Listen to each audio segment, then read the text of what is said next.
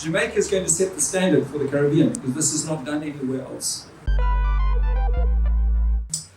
2 years, 3 years ago, I was in South Africa doing, I'd gone for business. And as I went, some of my staff said, there is this ultralight flying and almost 200,000 tourists come to this 2 flying schools in Durban every year just to experience ultraflight experiences.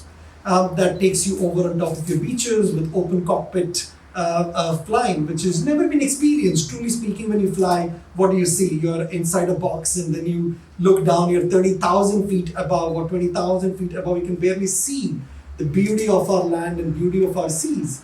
And when I took that first flight, something opened up and I realized immediately this is what Jamaica needs. We are a very mature tourist market, very, very mature.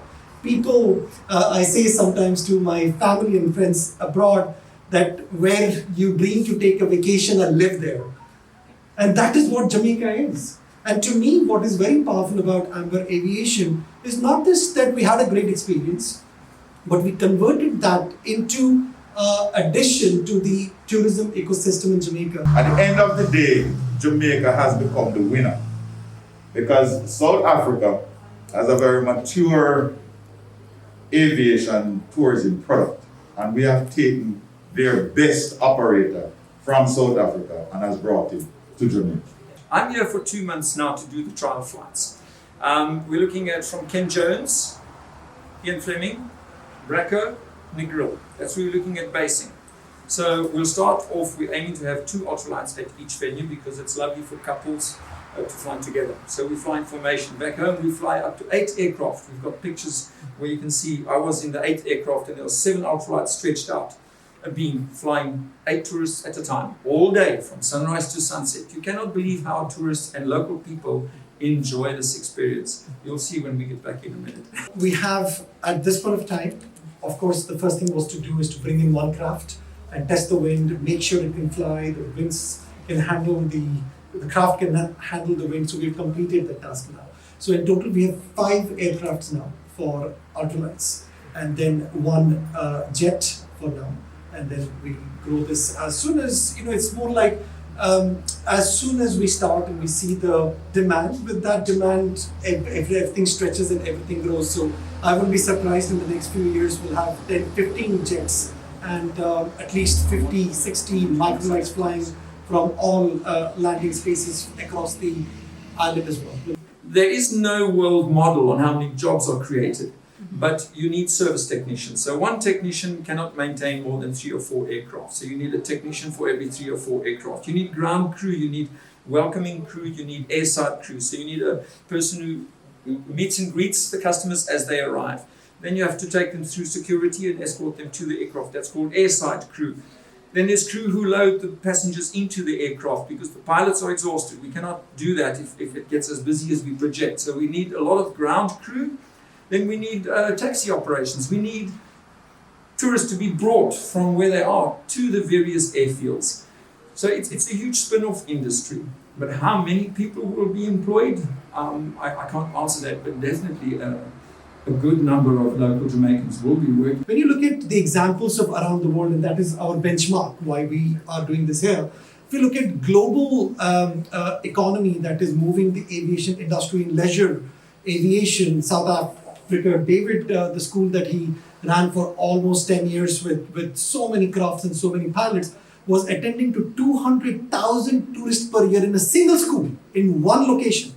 So you can imagine the magnitude of this industry globally already. If you go to US, so many hundreds and hundreds of grounds where ultralights are flown from, training of pilots happen. This industry is blown up globally everywhere. And I think it's time that Jamaica also gives this edge to tourists who come here and also improve our local aviation and local commuting standards also. It's safety based. We cannot roll out 10 arms in one roll.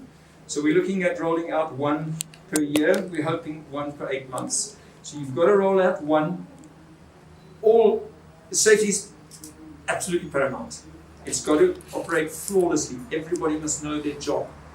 Only when one business is running flawlessly will we then roll into the next phase. So it's a 5-year project to roll them all out, but it's really has to be done safely. You can't roll out more than one at a time. So it's called a weight shift microlight or weight shift ultralight. And the other thing, it's worldwide, the maximum weight it can be is 450 kilograms. So it can have a lawnmower engine on the back if you want to experiment. As long as it doesn't weigh more than 450 and the CAA in your country approves it to fly, you can fly it. But the days of designing your own things are over. There are fantastic production models. So this particular machine is made in South Africa. This is serial number 1235. They're flying in about 15 countries worldwide.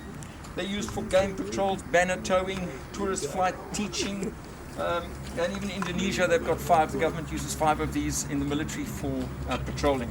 What I want to share with you is just one small thing. We're creating this business for Jamaicans. So by the time we've rolled out all our phases, which is over 5 years, this entire project is going to be manned by Jamaicans. And with that in mind, I've already found 3 Jamaicans that are going to be interviewed for the first training course for ultralight pilots.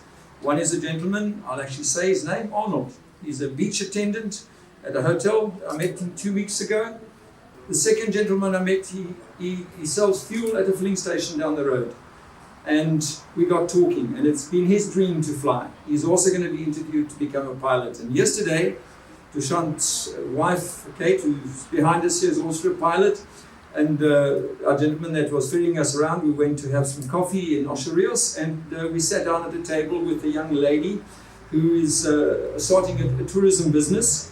And she is too excited about also being included on this first batch of people who will be interviewed and chosen to fly. It's not just for men, ladies. Ladies can also fly, and we do have ladies. I've trained many ladies to fly from all over the world. My wife is a pilot. She has flown ultralights on safaris with tourists around South Africa by my side.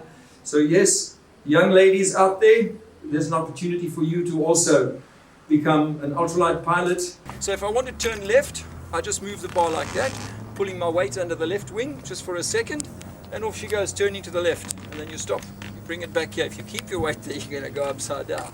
Just joking. And to turn to the right, you would just move it the other way until it's banked sufficiently, and then you stop the input. That's it. If you push it forward, you fly slowly, and if you pull it back, you fly fast. That's how simple it is to fly. And any other questions about it?